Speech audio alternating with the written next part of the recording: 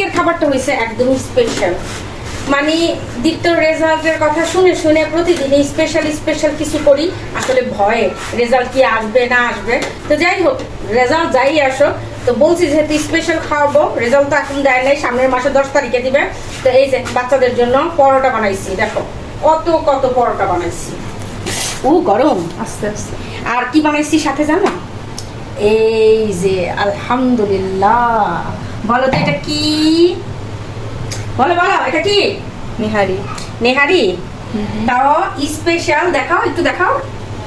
Special আলু দিয়ে গরুর পায়ার নেহারি। এটা আমার বাসার সবার এত বেশি পছন্দ, এত বেশি পছন্দ, মানে বলে বুঝাইতে পারবো না।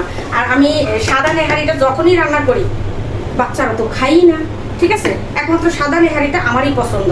তো যে ভাই যেটা আমার বাচ্চারা পছন্দ করে সেটাই তো আমি করবো, তাই না? একটু ঢেকে রাখি, গরম থাকলে গরম গরম পরোটার সাথে ভালো লাগবে। আর এই যে আমার ছাদ বাগানের শশা আর লেবু, নেহারি খাবে যদি একটু শশা না হয়, একটু সালাদ না হয়। জি মা, তাইলে কি ভাল লাগবে? আমাকে একটা চামচ দিবা? চামচ দিয়ে কি করবা তুমি মারিয়াম? আর একটা কেক বানিয়েছি, এটা কাট করব।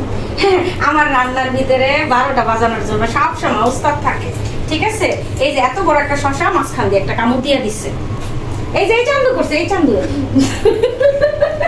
সব কিছুর ভিতরে ব্যাঘাত ঘটায় এই মারিয়ামটা। এই শশাটা সত্যি কথা দীপ্তর জন্য খুবই স্পেশাল। আমি আমার বাগানে অনেকবার চেষ্টা করছি শশা গাছ উঠানোর জন্য, আসলে পারি নাই।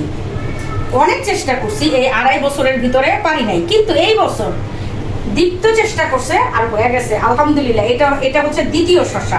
আর এই যে বাগানে লেবু লেম্বু লেম্বু, ঠিক আছে, একদম ফ্রেশ বিষমুক্ত।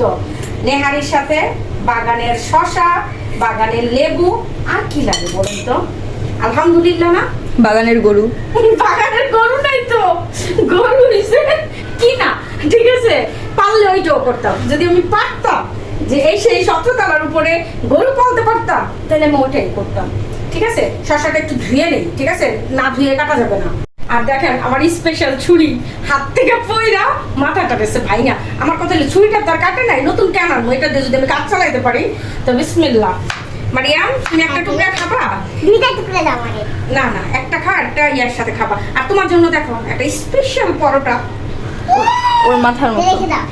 এটা নাকি তোমার মাথার মতো? ইসি কাকু বলছে, আমি বলি নাই। মারিয়ামের জন্য এটা স্পেশাল। এত বড় একটা শশা, আমি মনে করছিলাম যে বিচি শক্ত হয়ে যাবে। দেখেন মাশাআল্লাহ, ভিতর দিয়া কত সুন্দর। বিসমিল্লাহ। মজাই অন্যরকম।